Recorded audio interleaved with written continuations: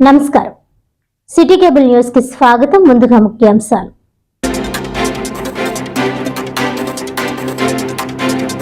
జాతీయ స్థాయిలో జనసేన పార్టీకి గుర్తింపు రావడంలో జన సైనికుల కృషి మరువలేనిది. జనసేన సభ్యత్వ కార్డుల పంపిణీ కార్యక్రమంలో కాకినాడ రూరల్ ఎమ్మెల్యే పంతం నానాసి.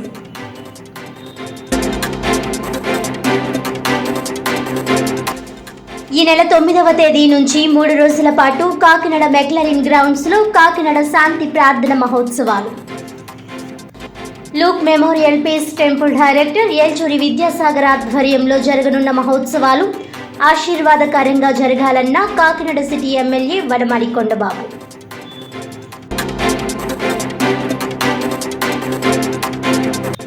సాక్షి ఎడిటర్ నివాసంలో పోలీసుల తనిఖీని నిరసిస్తూ ఏపీడబ్ల్యూజే ఆధ్వర్యంలో కాకినాడలో జర్నలిస్టుల ఆందోళన. ఏ ప్రభుత్వమైనా సరే పత్రికలపై, టీవీ ఛానల్స్ పై పక్షపాత ధోరణి మానుకోవాలని డిమాండ్.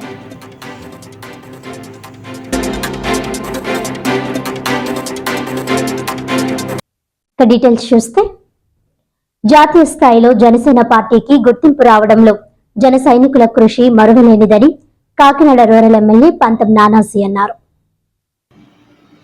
కాకినాడ రూరల్ మండలం వలసపాకల జనసేన పార్టీ కార్యాలయంలో ఏర్పాటు చేసిన కార్యక్రమంలో పార్టీ సభ్యత్వ కార్డులను జనసేన క్రియాశీల వాలంటీర్లకు, జన సైనికులకు ఎమ్మెల్యే పంతం నానాజీ చేతుల మీదుగా అందజేశారు.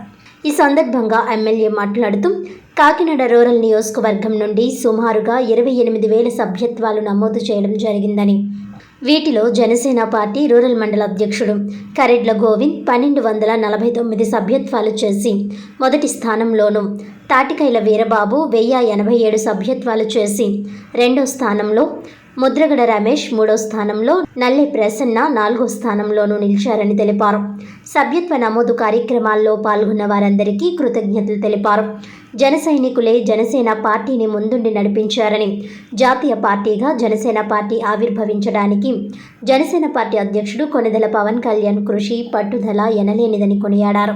ఈ కార్యక్రమంలో ఎంపీపీ నందిపటి అనంతలక్ష్మి త్రిమూర్తులు, జనసేన పార్టీ నాయకులు మాదారపు తాతాసి, క్రియాశీల వాలంటీర్లు, జన సైనికులు, వీర మహిళలు తదితరులు పాల్గొన్నారు. మీరు చేసినటువంటి సభ్యత్వాలన్నీ కూడా జనసేన పార్టీ ఆఫీస్ నుంచి మీకు ఆన్లైన్ అంటే టెక్నాలజీ స్పీడ్ అయ్యి కొద్ది మనం ఆ టెక్నాలజీని జనసేన పార్టీ బాగా వినియోగించుకుంటుంది. దాంట్లో వెంటనే మీకు ఆన్లైన్లో మీ సభ్యత్వాలు, మీరు చేసినట్టు సభ్యత్వాలు ఎంఎంటీ వచ్చాయి.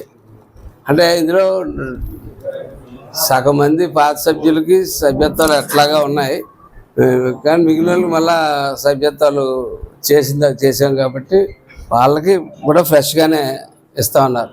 మన పూర్వం ఇక్కడ 2 రోజులు 3 రోజులు పట్టింది ఏరుకుని ఇదంతా కూడా వాళ్ళే ఇచ్చేసి 11 నెలల తర్వాత 10 నెలల తర్వాత తెచ్చి వాళ్ళే ఇవ్వడం జరుగుతూ ఉంది. కాబట్టి ఇందులో ఏంటంటే మనం ఇందులో తీసుకోవాల్సింది మనకు ప్రధానంగా మన నాయకుడు మన పార్టీని ఎలా ముందుకు తీసుకెళ్తున్న నాయకుడు వెనకాల మనం ఎలా నిలబడతాం. ఇందులో నాయకుడు పాత్ర ఎంత ఉంటుంది, మన పాత్ర కూడా మీ అందరి పాత్ర లేదే నేను కానీ నాయకుడు కానీ మా పాత్రలు ఏమి ఉండవు. ఖచ్చితంగా మీ అందరి పాత్రలో అనువనువులు అవసరం. పార్టీని ఇంత దాకా తీసుకొచ్చిన మీ అందరికీ కూడా మరొక్కసారి ప్రత్యేకంగా క్రియా వాలంటీర్ల గురించి ఆయన మీటింగ్ కూడా పెడతానని చెప్పారు. మొన్న ఒకసారి మీటింగ్ పెట్టారు కూడా, ఒకరోజు వెళ్ళారు కదా మీరు వాలంటీర్ నుంచి. అంటే ఇందులో పార్టీ నిర్మాణంలో గత 5 సంవత్సరాలుగా క్రియా వాలంటీర్లు కీలకమైన పాత్ర అవుతూ వస్తూ ఉంది. అది ముఖ్యంగా మన కాకినాడ రూరల్ లాంటి కాన్స్టిట్యున్సీల్లో మరీ ముఖ్యంగా క్రియా వాలంటీర్లు అది చాలా ప్రముఖ పాత్ర కనపడుతుంది. అంటే మనకి తెలియకుండానే మనం చేసిన 28,000 సభ్యత్వాలు అవి 3 రెట్లు ఓట్లు, 4 రెట్లు ఓట్ల రూపంలో మారుతూ ఉన్నాయి.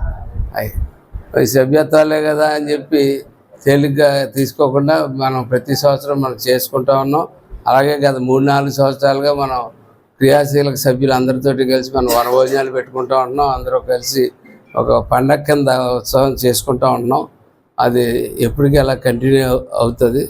అలాగే ఇప్పుడు ఒక్కసారి మన నాయకుడు ఇచ్చినటువంటి సందేశం ఒకసారి. ఎందుకంటే ఆయన ఓ 20 సంవత్సరాలకి అలా క్రమంగా ప్లాన్ చేసుకున్నటువంటి పార్టీ 10 సంవత్సరాలకే దేవుడి అనుగ్రహం, ఆయన కష్టం, మీ కష్టం, అందరి కష్టం వల్ల ఈవేళ మనం ప్రభుత్వంలో రాగలిగాం. ప్రభుత్వంలో మన మాట చలామణి అవుతూ ఉన్నది. ఈవేళ మనం పవన్ కళ్యాణ్ గారు ఆ వేళ ఎలక్షన్ నాటి పవన్ కళ్యాణ్ కన్నా ఈవేళ పవన్ కళ్యాణ్ 10 రెట్లు కాదు 100 రెట్లు పెరిగాడు పవన్ కళ్యాణ్. అట్లాగే నేను కోరుకునేది ఏంటంటే పవన్ కళ్యాణ్ గారితో పాటు పార్టీ కూడా పెరిగితేనే మనం అనుకున్న రిజల్ట్స్ సాధించగలుగుతాం. మళ్ళీ ఇప్పటికి లేకపోతే ఇప్పటికీ అక్కడే ఉండిపోవటం. పార్టీ పెరగాలంటే మీరంతా పెరగాల. మనలో మొన్న కారులో వస్తా అనుకున్నాం, మనోహర్ గారు, నేను, 2-3 సుధీర్ గారు, బాబు గారు. ఏదో పాత్ర, ఒక ఎమ్మెల్యేనో లేకపోతే ఒక కార్పొరేషన్ చైర్మన్, సొసైటీ ప్రెసిడెంట్, నీటి సంఘం ప్రెసిడెంట్ అనో, మార్కెట్ కమిటీ, మనకంటూ కొన్ని పదవులు మనం వచ్చాం. చాలా అసలు అద్భుతం జరిగిందా ఏంటి, ఇది ఇంతలా ఇంత తొందరగా వస్తామని అనుకున్నామా లేదా అని చెప్పి బేరీ చేసుకున్నాం. ప్రయాణం చేస్తా, కారులో ప్రయాణం చేసుకుంటా. ఎందుకంటే తిరిగిన స్మృతులు అలాంటివి. ఎన్నో కష్టాలు పడ్డాం, మనం అందరూ కలిసి తిరిగాం, ఇవాళ తెచ్చాం. నేను చెప్పేది ఏంటంటే అందరికీ అవకాశం అన్నది నాకు 20 సంవత్సరాల తర్వాత వచ్చింది. సాక్షి ఎడిటర్ ధనంజయ రెడ్డి నివాసంలో ఎలాంటి సెర్చ్ వారెంట్లు లేకుండా పోలీసులు తనిఖీలు చేయడాన్ని నిరసిస్తూ ఏపీయూడబ్ల్యూజే ఆధ్వర్యంలో కాకినాడలో జర్నలిస్టులు గురువారం ఆందోళన నిర్వహించారు. ఏపీయూడబ్ల్యూజే కాకినాడ జిల్లా అధ్యక్షుడు అంజిబాబు, ఎలక్ట్రానిక్ మీడియా అధ్యక్షులు సాంబశివరావు ఆధ్వర్యంలో జర్నలిస్టులు కలెక్టరేట్ వద్ద ధర్నా నిర్వహించి ప్రభుత్వ తీరును, పోలీసుల వైఖరిని తీవ్రంగా ఖండించారు. ఈ సందర్భంగా అంజిబాబు మీడియాతో మాట్లాడుతూ కోటమ్మ ప్రభుత్వం అధికారంలోకి వచ్చిన తర్వాత సాక్షి మీడియాపై కక్ష సాధింపు చర్యలు జరగడాన్ని తీవ్రంగా ఖండించారు. ఏ ప్రభుత్వం వచ్చినా జర్నలిస్టులపై, పత్రికా సంస్థలపై దాడులు ఆపడం లేదని, ఇటువంటి విధానానికి స్వస్తి పలకాలని కోరారు. అనంతరం డిఆర్ఓ వెంకట్రావుకు వినతి పత్రం అందజేశారు. ఈ కార్యక్రమంలో ఏపీయూడబ్ల్యూజే జిల్లా ఉపాధ్యక్షులు వీధి గోపీనాథ్, కోన సురేష్, సీనియర్ జర్నలిస్టులు డాక్టర్ సబ్బిల శివనారాయణ రెడ్డి, ఎల్ఎస్ రాజు, సాక్షి జర్నలిస్టులు తదితరులు పాల్గొన్నారు. ఏ ప్రభుత్వం అధికారంలోకి వచ్చినా సరే ఈ యొక్క పత్రికల మీద దాడులు అయితే ఆపలేదని చెప్పవచ్చు. ఇదే ప్రభుత్వం గతంలో ప్రతిపక్షంలో ఉన్నప్పుడు ఈ యొక్క పత్రికల మీద కానీ, ఛానళ్ళ మీద కానీ ఏదైనా వార్తలు రాస్తుంటే చట్టపరంగా, న్యాయపరంగా వెళ్ళి చర్యలు తీసుకోవాలో తప్ప భయభ్రాంతులకు గురి చేసే విధంగా చేయకూడదని చెప్పడం జరిగింది. కానీ ఈ ప్రభుత్వం అధికారంలోకి వచ్చిన తర్వాత సాక్షి పత్రిక విషయంలో అదే ఒరవడి కొనసాగించడం పట్ల ఏపీడబ్ల్యూజే తరఫున మేము తీవ్రంగా ఖండిస్తున్నాం. అయితే చట్టపరంగా, న్యాయపరంగా ఏదైనా ప్రభుత్వానికి వ్యతిరేకంగా వార్తలు రాసినా సరే వాటి మీద న్యాయపరమైన చర్యలు తీసుకోవాలే తప్ప ఇలాగా ఏ విధమైన సెర్చ్ వారెంట్లు అవి లేకుండా కుటుంబ సభ్యులు అలాగే స్నేహితులు అందరూ భయభ్రాంతులకు గురయ్యే విధంగా ప్రభుత్వం వ్యవహరించడం అనేది కరెక్ట్ కాదనేది ఏపీడబ్ల్యూజే తరఫున ఖండిస్తుంది. కార్మిక వ్యతిరేక 4 లేబర్ కోడ్లు రద్దు చేయాలని, కనీస వేతనం 26,000 చెల్లించాలని కోరుతూ మే 20వ తేదీన జరిగే దేశవ్యాప్త సార్వత్రిక సమ్మెను జయప్రదం చేయాలని కేంద్ర కార్మిక సంఘాల నాయకులు కోరారు. ఈ సందర్భంగా కాకినాడ యూటీఎఫ్ టీచర్స్ హోం నందు అల్లూరి సీతారామరాజు చిత్రపటానికి సిఐటియు రాష్ట్ర ప్రధాన కార్యదర్శి సిహెచ్ నరసింగరావు, ఐఎఫ్టియు రాష్ట్ర ఉపాధ్యక్షులు జె వెంకటేశ్వర్లు, రైతు సంఘం జిల్లా ప్రధాన కార్యదర్శి అప్పారెడ్డి, ఐఎన్టీయూసీ జిల్లా అధ్యక్షులు తాళ్ళూరి రాజు, ఏఐసిసిటియు రాష్ట్ర కన్వీనర్ గొడుగు సత్యనారాయణ పూలమాలలు వేసి జిల్లా సదస్సును ప్రారంభించారు. అనంతరం వారు మాట్లాడుతూ బ్రిటిష్ వాడితో కార్మిక వర్గం పోరాడి సాధించుకున్న కార్మిక చట్టాలను సైతం మోడీ మతోన్మాద ప్రభుత్వం భారతీయ కార్మిక వర్గాన్ని యాజమాన్యాలకు బానిసలుగా మార్చేందుకు 4 లేబర్ కోడ్లు తెచ్చిందని విమర్శించారు. ఈ లేబర్ కోడ్ల వల్ల కార్పొరేట్ల లాభాలు పెరిగి కార్మికులు ఏ హక్కులు లేని బానిసలుగా మారతారని ఆవేదన వ్యక్తం చేశారు. కార్మిక చట్టాలు ఏవీ కూడా ఒకరి దయతో వచ్చినవి కాదని, వేలాది మంది కార్మికులు తమ ప్రాణాలను త్యాగం చేసి సాధించుకున్న హక్కులని గుర్తు చేశారు. 3 నల్ల చట్టాలతో రైతులను, 4 లేబర్ కోడ్లలో కార్మికులను కార్పొరేట్లకు దోచిపెట్టేందుకు, మోడీ మతోన్మాద ఎజెండాను అమలుపరిచేందుకు కరోనా సంక్షోభాన్ని, ఉగ్రవాద సంక్షోభ పరిస్థితులను వాడుకుంటున్నారని ఆరోపించారు. ఇటువంటి కార్మిక వ్యతిరేక, ప్రజా వ్యతిరేక, రైతు వ్యతిరేక విధానాలను సమ్మెల ద్వారా కట్టడి చేయాలని కార్మిక వర్గానికి పిలుపునిచ్చారు. మే 20న జరిగే దేశవ్యాప్త సార్వత్రిక సమ్మెలో ప్రభుత్వ రంగ సంస్థలైన బ్యాంకింగ్, ఎల్ఐసి, పోస్టల్, బిఎస్ఎన్ఎల్ పాల్గొంటున్నారని, ప్రభుత్వ పథకాలలో పనిచేసే ఉద్యోగులు, అసంఘటిత కార్మికులు అందరూ కూడా సమ్మెను బలపరచడం ద్వారా మోడీ కార్పొరేట్ మతోన్మాద విధానాలను తిప్పికొట్టాలని పిలుపునిచ్చారు.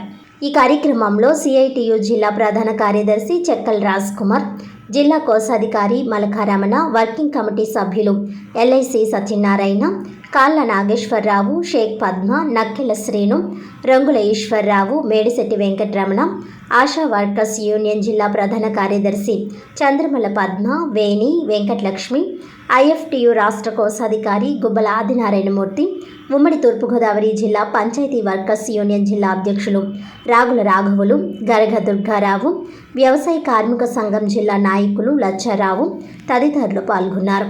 అందరినీ ప్రభుత్వ ఉద్యోగులుగా గుర్తించాలని, ప్రతి కార్మికుడికి నెలకి 26,000 రూపాయల జీతం ఇచ్చే విధంగా ప్రభుత్వం నిర్ణయం తీసుకోవాలని, ఇట్లాంటి కార్మికుల హక్కుల కోసం ఈ సమ్మె జరుగుతూ ఉంది. ఈ సమ్మెలో బ్యాంకు ఉద్యోగులు, రైల్వే ఉద్యోగులు, పోస్టల్ ఉద్యోగులు, ఎల్ఐసి ఉద్యోగులు, అన్ని రంగాల ప్రభుత్వ ఉద్యోగులు కూడా ఈ సమ్మెలో పాల్గొంటూ ఉన్నారు.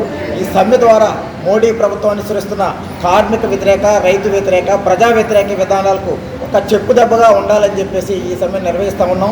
ఈ సమ్మెను పెద్ద ఎత్తున ప్రజల్లోకి, కార్మిక వర్గంలోకి, విస్తృతంగా దేశ ప్రజలందరిలోకి తీసుకెళ్లాలని, ఇది దేశభక్తి యొక్క పోరాటం అని చెప్పేసి మేము చెప్పదలుచుకున్నాం. ఏదైతే మోడీ అనుసరిస్తున్న ఫ్యాసిస్ట్ విధానాలు ఉన్నాయో, అంబానీలకి, అదానీలకి తప్ప, ఈ దేశాన్ని లూటీ చేసుకునే వారికి, దోపిడీ చేసుకునే వారికి తప్ప కార్మికులకి, కష్టజీవులకి, ప్రజలకు ఉపయోగపడవు. ఈ విధానాలు మానుకోకపోతే భవిష్యత్తులో తీవ్ర పరిణామాలు ఉంటాయి. మా ఉద్యమాల ద్వారా, మా పోరాటాల ద్వారా మీ మెడలో ఉంచుతాం, మా హక్కులు సాధిస్తామని చెప్పేసి తెలియజేస్తాము.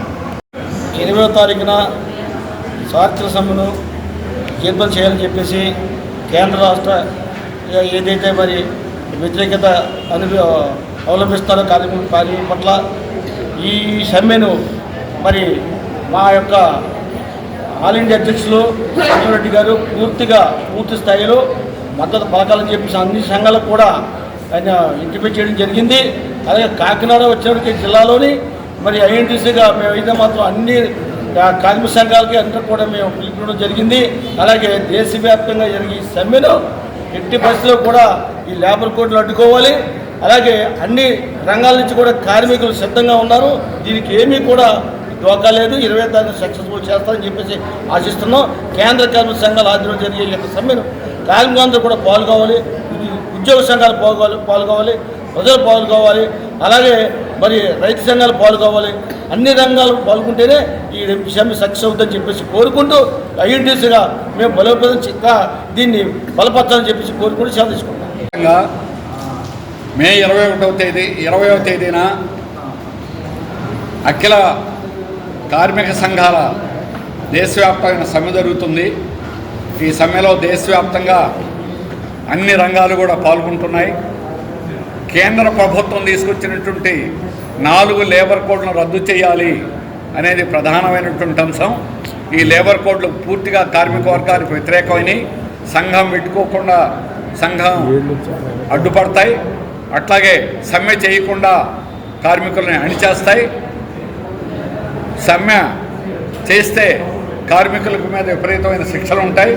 కానీ ఇప్పుడు దాకా యజమానులు పిఎఫ్ కానీ ఈఎస్ఐ కానీ చెల్లించకపోతే వాళ్ళ మీద ఉన్నటువంటి క్రిమినల్ చట్టాలేమో ఎత్తేయడం అనేటువంటి జరిగింది. కనీస వేతనం 26,000 ఉండాలనేటువంటి దాన్ని ఎక్కడ కూడా బోర్డులో సిఫార్సును ఆమోదించాలనేటువంటి లేకుండా పోయింది. అలాగే ఇష్టం వచ్చినట్టుగా తొలగించేదానికి అవకాశాలు వచ్చాయి. కంపెనీలు మూసేయడానికి, తొలగించడానికి, లే ఆఫ్లు విధించడానికి అవకాశాలు కల్పించాయి. అందువల్ల ఈ లేబర్ కోడ్లు అనేటువంటిది పూర్తి కార్మిక వ్యతిరేకమైనటువంటివి. దీన్ని రాష్ట్ర తెలుగుదేశం ప్రభుత్వం కూడా దీన్ని పూర్తిగా బలపరచడం జరిగింది. అందుకని కేంద్ర రాష్ట్ర ప్రభుత్వాలకు వ్యతిరేకంగా ఈ పోరాటం అనేటువంటి జరుగుతుంది. కార్మికులు సమ్మె చేస్తారు. విశాఖ స్టీల్ ప్లాంట్ దేశంలో భారీ పరిశ్రమ ఆ రోజు సమ్మె జరుగుతుంది. అన్ని పారిశ్రామిక ప్రాంతాల్లో కార్మికులు సమ్మెలో పాల్గొంటారు. స్కీమ్ కార్మికులు సమ్మెలో పాల్గొంటారు. రవాణా కార్మికులు పాల్గొంటారు. ఆ విధంగా దేశవ్యాప్తంగా జరిగేటువంటి దానిలో భాగంగా మన ఆంధ్ర రాష్ట్రంలో కూడా అన్ని పక్షాలు కూడా కార్మిక సంఘాలు ఈ సమ్మెను జయప్రదం చేయడానికి సిద్ధమవుతున్నాయి.